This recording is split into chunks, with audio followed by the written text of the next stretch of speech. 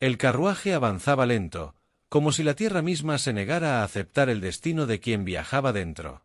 Las ruedas crujían sobre el camino de piedras secas, acompañadas solo por el chirrido de las correas mal engrasadas.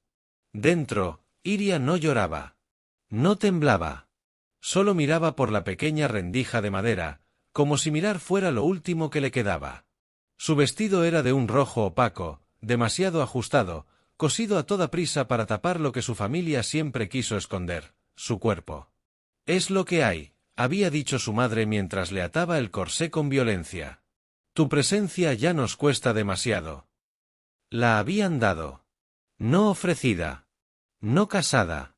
Dada, como quien entrega una bolsa de arroz vencido a cambio de silencio. A cambio de honor. Como castigo. «¿A dónde me llevas?», preguntó al cochero, por primera vez en horas. El hombre no respondió. Tenía órdenes de no hablarle, de no mirarla más de lo necesario. Iria volvió a reclinarse. El aire olía a cuero viejo y a polvo. Bajo sus manos, el papel arrugado del contrato de intercambio. Firmado. Sellado. Legal. Como si su vida fuera propiedad entregable. Recordó la frase de su padre antes de que cerraran la puerta del carruaje. «Si no sirves para orgullo, al menos sirve para pagar». La risa de los primos. La mirada de su madre, con esa mezcla entre vergüenza y alivio. Y la sensación de que su historia terminaba ahí. Pero se equivocaba. Cuando el carruaje se detuvo, ya era de noche. Una luna pálida se colaba entre las nubes rotas. Al abrirse la puerta, un hombre esperaba en silencio. Alto, moreno, con las manos cubiertas de tierra y cicatrices. Vestía simple, pero de pie firme. No tenía rostro de esclavo, aunque alguna vez lo fue. Él no dijo su nombre. Solo le ofreció la mano para ayudarla a bajar. Ella vaciló. Esperaba sarcasmo. O burla. Tal vez lástima. Pero no había nada de eso en sus ojos. Solo calma. Como si no le importara que ella fuese un castigo, un trueque, una carga. «¿No vas a decir nada?», le dijo ella, con la voz áspera por la falta de uso. Él negó con la cabeza, y luego habló. «No te trajeron por mí. Pero estás aquí. Y aquí, no eres cosa de nadie». Esa noche, Iria durmió en una cama limpia, con una manta tejida a mano. Nadie golpeó su puerta. Nadie intentó tocarla. Por primera vez en su vida, no fue mirada como algo que debía corregirse, esconderse o devolverse. Afuera, el viento soplaba sobre los campos secos. Y aunque aún no lo sabía, esa tierra, seca, callada, rota, empezaba a reconocerla. Como si en ella también hubiese algo esperando florecer. El sol de la mañana entraba sin permiso, como todo lo demás en la vida de Iria. Abrió los ojos confundida, envuelta en una manta que olía a madera seca y hierbas. Por un segundo, no supo dónde estaba. No había gritos. No había pasos apurados tras la puerta. Solo silencio, y el canto de un ave que no reconocía. La habitación era rústica pero limpia. Paredes de barro firme, techo de palma trenzada, un solo mueble, una mesa baja con una jarra de agua. Nada más. Ningún espejo. Ningún reflejo. Salió con cautela. Caminó descalza sobre el suelo tibio. Al cruzar el umbral, la luz la cegó por un instante. La escena era tan simple que parecía irreal. Kael, el hombre del día anterior, arrodillado en el suelo, partía leña. No usaba camisa. Sus brazos estaban curtidos por el trabajo, pero no era fuerza lo que imponía, sino una calma antigua, casi vegetal. Ella carraspeó. Él alzó la vista. «Pensé que te habías ido», dijo ella, con ese tono defensivo que usaba cada vez que sentía que iba a romperse. «Vivo aquí. ¿Y yo? ¿Qué se supone que haga?» Kael no respondió de inmediato. Terminó de partir la última pieza de leña, la acomodó sobre una pila y recién entonces la miró. «Lo que quieras», dijo. Esa frase, tan corta, la descolocó. En su mundo, el lo que quieras nunca existió. Siempre fue lo que debes, lo que puedes, lo que toca. «No esperas que te sirva», ¿Que cocine, qué? Su voz se quebró. No. Esta casa no espera. Esta casa recibe. Se giró y entró. Ella lo siguió, más por confusión que por voluntad. En el interior, la cocina era un rincón de piedras volcánicas y cacerolas ennegrecidas. Un guiso hervía lento. El aroma a maíz y ajo flotaba en el aire. Kael le sirvió un plato, colocándolo sobre la mesa sin una palabra más. Luego tomó el suyo y salió al porche. Ella se sentó. Comió. Y por primera vez en años, no sintió que alguien la estaba midiendo con los ojos. Nadie le dijo, ya fue suficiente, o con ese cuerpo no deberías. Nadie se burló del sonido de su masticar. Solo comió. En paz. Cuando terminó, salió también al porche. Kael estaba sentado en el suelo, con los pies sobre la tierra, tallando una pieza de madera. ¿Qué haces? Una figura. ¿De qué? De alguien que aún no se reconoce. Ella no entendió del todo, pero no preguntó más. Se sentó a su lado. El sol empezaba a bajar. El viento olía a tierra mojada. Ese día no se tocó ninguna cadena. No se firmó ningún papel. Pero algo invisible, y más profundo, comenzó a romperse. O a soltarse. Y en esa casa de barro, sin espejos ni exigencias, Iria respiró, como si fuera la primera vez. El tercer día, Iria empezó a limpiar. No porque se lo pidieran. No por deber. Fue un impulso, una manera de hacer algo que no doliera. Había vivido demasiadas vidas donde todo lo que hacía era una deuda pendiente. Pero en esa casa de barro y silencio, el trabajo no parecía castigo. Era compañía. Sacudió el polvo de las estanterías, barrió la tierra seca del suelo, dobló mantas y acomodó lo poco que había. Cada objeto parecía tener un lugar preciso, y sin embargo, nada parecía rígido. Todo vivía en función de la necesidad, no del lujo. Era una casa sin adornos, pero con alma. Kael llegó al caer la tarde, con los brazos llenos de leña y los pies cubiertos de tierra. La miró por un instante, luego miró la casa. Luce distinta, dijo. No hice mucho, respondió ella, sin levantar la vista. Eso es lo que dicen siempre las que transforman todo. La frase le caló hondo, pero no supo por qué. Hacía tiempo que nadie la nombraba como transformadora de nada. Siempre había sido demasiado, molesta, incómoda. Nunca necesaria. Mucho menos valiosa. Después de cenar, el fuego quedó encendido.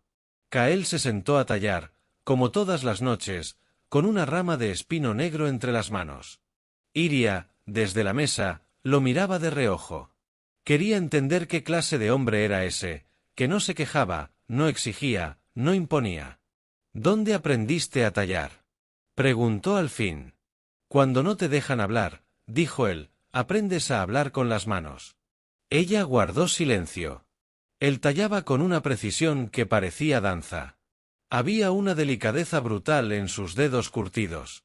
Como si cada corte en la madera dijera algo que no se atrevía a decir en voz alta. ¿Eso es una mujer? Preguntó, inclinándose hacia la figura a medio formar. Kael asintió. Iba a ser mi madre. Pero no la recuerdo bien. ¿Y las marcas en tu espalda? La pregunta le salió de golpe, como una piedra que llevaba días en la boca. Él no se inmutó. Solo dejó la figura a un lado. No todas son del látigo, dijo al fin. Algunas son de cuando quise escapar. Otras de cuando no lo hice. Ella bajó la vista. Quiso disculparse, pero él no se lo permitió. No tienes que sentir lástima, dijo, sin dureza, pero con firmeza. Las cicatrices no son vergüenza. Son memoria. Iria tragó saliva. En su cuerpo también había marcas. No de látigo, pero sí de palabras. De gestos. De burlas. Y de la forma en que había aprendido a esconderse dentro de sí misma. Yo también tengo, susurró. Kael la miró, pero no preguntó dónde. Solo asintió. Entonces tal vez no estamos tan rotos. Solo estamos, recordando. El fuego chispeó como si respondiera. Y por primera vez, Iria se sintió menos sola. No porque él la abrazara o le hablara bonito, sino porque, en ese silencio, alguien reconocía su historia sin necesidad de nombrarla. Y eso, para una mujer como ella, era más que cualquier palabra. Detrás de la casa, más allá de los matorrales secos, Iria encontró un espacio que parecía olvidado por el mundo. Un rectángulo de tierra dura, agrietada, donde una vez hubo algo sembrado. Los bordes estaban delimitados por piedras enterradas a medias, como si alguien hubiese intentado dar forma a ese trozo de silencio, y luego se hubiese rendido. Kael apareció detrás de ella, con una pala al hombro. Ahí crecía comida, dijo. Hasta que dejaron de comer los que la cultivaban. ¿Murieron? No. Se fueron. O los llevaron. A veces es lo mismo. Iria observó el terreno en silencio. Luego miró sus manos, aún con los dedos manchados de harina de maíz. ¿Y si volviera a crecer? Kael le sonrió apenas, de lado. Entonces habría que sembrar. No dijo más. Le alcanzó una azada. Y así, sin ceremonia, sin ritual, comenzaron a remover la tierra.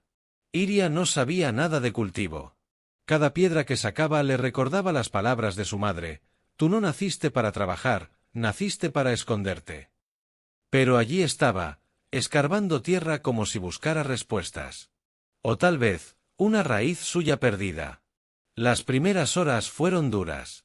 El suelo estaba compacto, dormido. Pero cuando el sudor empezó a correr por su espalda, Iria no se sintió avergonzada. Por primera vez, el esfuerzo no era castigo. Era elección. ¿Qué plantaremos?, preguntó, limpiándose la frente con el dorso del brazo. Kael tomó una pequeña bolsa de tela. La abrió con cuidado. Dentro, semillas. Frijol, calabaza, cebolla. Lo que aguanta el sol. Lo que vuelve, aunque lo arranques. Iria tomó una de las semillas entre los dedos. Tan pequeña, tan silenciosa, pero con tanto dentro. ¿Y si no crece? Entonces sabremos que lo intentamos. Que esta tierra fue tocada otra vez. Pasaron la tarde así. Ella cavando surcos, él dejando caer las semillas como si contara historias. Y en ese gesto sencillo, nació algo más que un huerto. Nació una promesa. Un pacto entre dos cuerpos cansados, entre dos almas rotas, entre dos memorias que empezaban, poco a poco, a confiar. Al anochecer, cubrieron la tierra con cuidado. No hablaron mucho más. Pero el silencio no era tenso. Era suave. Cómplice. Esa noche, Iria volvió a soñar. Pero no con el palacio ni con su familia. Soñó con brotes verdes saliendo de la tierra, con el sonido del agua cayendo sobre hojas anchas, con un cuenco de barro lleno de frutos que aún no conocía. Y aunque no lo dijo, lo supo, ese jardín no era solo un cultivo. Era su historia rehecha. Su piel. Su esperanza sembrada.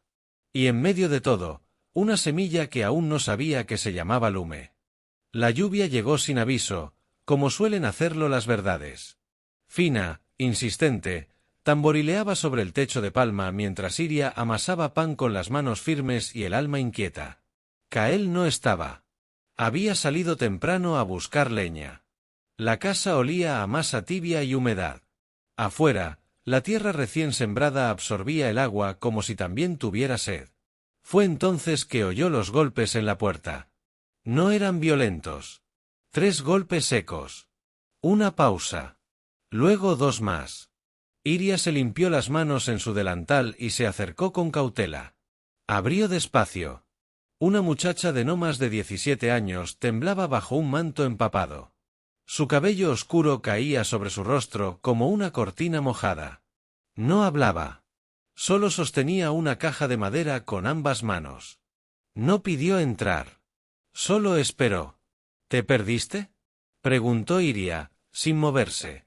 La joven negó. Levantó la caja, ofreciéndola. Esto es tuyo, dijo, por fin, con voz baja pero firme. Iria la tomó, aún sin entender. Era una caja simple, de tapa deslizable, con marcas de haber sido cargada durante mucho tiempo. Cuando sus dedos tocaron la madera, algo vibró dentro de ella. Como si el pasado golpeara, por fin, para ser visto. ¿Quién eres? Lume, respondió. Mi madre se llamaba Aela. Era prima tuya. Iria retrocedió un paso. Aela. Ese nombre estaba prohibido en su casa. Su prima desaparecida, borrada del árbol genealógico por un escándalo que nunca se explicó. De ella solo quedaban murmullos, que se fugó con alguien, que la mandaron lejos, que la deshonró. Nadie supo más. Hasta ahora. ¿Dónde está tu madre? Muerta, respondió Lume, sin titubear. Me criaron otras mujeres. Encontré esto entre sus cosas. Tiene tu nombre. Iria abrió la caja. Dentro, envuelta en tela de lino, una carta amarillenta, aún sellada. El sello de cera estaba intacto, con el símbolo de la familia que la repudió. Lo reconoció de inmediato, el halcón dorado sobre fondo rojo. Una marca de linaje, y de castigo. Las manos le temblaron. ¿Por qué vienes ahora? Porque si tú no lees esa carta, nadie sabrá la verdad. Ni tú, ni yo. Ni las otras. ¿Qué otras? Lume no respondió. Solo miró al interior de la casa, al calor que escapaba por la puerta, a la mesa donde 2 platos podían caber 3. ¿Puedo quedarme esta noche? Preguntó. No tengo a dónde volver. Iria asintió, sin saber por qué. Tal vez porque vio en Lume los mismos ojos que tuvo cuando la subieron a aquel carruaje. O tal vez porque algo dentro de ella, su sangre, su memoria, su instinto, sabía que esa joven no era una visita. Era un espejo. Esa noche, cuando Kael regresó empapado, Iria solo le dijo una frase. Ahora somos 3. Y en la mesa, entre pan recién horneado y silencios que comenzaban a curar, la carta seguía sin abrir. Pero ya había comenzado a hablar. El amanecer trajo neblina. La tierra, aún húmeda por la lluvia, olía a raíz expuesta. Iria salió sola, con los pies descalzos, y caminó hasta el pequeño jardín que ella misma había sembrado. Las manos en los bolsillos del vestido viejo, el cabello suelto, el corazón lleno. Se arrodilló junto a la hilera de frijoles. Las primeras hojas asomaban tímidas, como si pidieran permiso al mundo para existir. Las tocó con los dedos, y por primera vez, no sintió vergüenza de su cuerpo al inclinarse. No pensó en cómo se veía. Pensó en cómo se sentía. Ya no era la obesa del salón, la hija que nadie quiso casar, la moneda de cambio. Era una mujer arando tierra, cuidando brotes, sosteniendo otras vidas. Lume aún dormía, envuelta en la manta que Iria le había dado. Kael cocinaba en silencio, sin invadir. Nadie exigía. Nadie juzgaba. Iria se lavó las manos y se miró en el balde de agua, como en un espejo torcido. Su rostro, hinchado por los años de llanto contenido, tenía otra expresión. No era más joven. Pero era más suyo. Se acarició el vientre. No por culpa, ni por odio. Por primera vez, con ternura. Este cuerpo me trajo hasta aquí. Este cuerpo sembró. Este cuerpo sostuvo. Este cuerpo merece quedarse. Cuando volvió a entrar a la casa, Lume ya estaba despierta, sentada a la mesa. ¿Qué vamos a hacer hoy? Preguntó la joven. Iria sonrió. Sembrar más. Aquí, dijo, tocándose el pecho. Y allá, miró hacia la tierra. Y Lume, sin entender del todo, asintió. Porque a veces, el lenguaje de las mujeres no necesita explicación. Solo raíz. La carta estaba abierta sobre la mesa, con la tinta desvaída, pero las palabras seguían golpeando con fuerza. Iria y Lume se sentaron frente a ella, Kael en silencio, observando con respeto. El papel hablaba de un secreto enterrado, de pactos rotos y nombres borrados. De mujeres que habían sido silenciadas, no por falta de voz, sino por miedo a que sus voces rompieran estructuras demasiado rígidas. La historia de Aela no era la de una mujer perdida, sino la de una rebelde que desafió las reglas de su sangre y pagó con la expulsión. No fue fugada, ni deshonrada, sino elegida para guardar un secreto que podía cambiarlo todo. Iria sintió un temblor en el pecho. No solo por su prima, sino por todas las mujeres que, como ella, habían sido entregadas, olvidadas o usadas como moneda de cambio. ¿Por qué nunca supe nada? Susurró, la voz quebrada. Lume le apretó la mano con suavidad. Porque no querían que supieras. Pero ahora, tienes que saberlo. Para que no sigan repitiendo la misma historia. Kael se levantó y fue hasta la ventana. La noche caía lenta, y afuera la tierra parecía guardar sus propios secretos bajo el manto oscuro. El silencio pesa más que las cadenas, dijo. Pero la verdad, aunque duela, libera. Iria miró la carta de nuevo. Las palabras parecían latir con vida propia, invitándola a reconstruir, a sanar. Y aunque no sabía cómo, sintió que ese era el momento en que su historia, la de Lume y la de todas las mujeres invisibles, comenzaba a escribirse de nuevo. Un eco antiguo se rompía. Y en su lugar, surgía una nueva voz, fuerte, clara, imposible de ignorar. Después de la lectura, la casa se llenó de un silencio denso, pero no incómodo. Era el silencio de quien está procesando una verdad demasiado larga en espera, demasiado profunda para salir de golpe.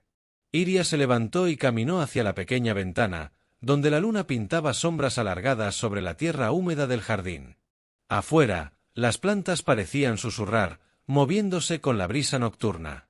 Nunca imaginé que nuestra historia fuera así, dijo, sin mirarlos. Creí que solo era un castigo, pero es mucho más que eso. Lume la observaba con ojos brillantes. No somos las únicas, dijo con voz firme. Hay otras mujeres, en otros pueblos, que también llevan estas marcas. Esta carta no solo habla de nuestra familia, habla de todas. Kael, sentado en un rincón, asintió lentamente. La nobleza que nos quitaron, dijo, no está en los títulos, ni en el oro. Está en la fuerza para resistir, para reconstruir. Iria bajó la mirada, y luego la levantó con determinación. Entonces no podemos quedarnos aquí esperando a que alguien venga a rescatarnos. Tenemos que ser nosotras. Sembrar, cuidar, sanar.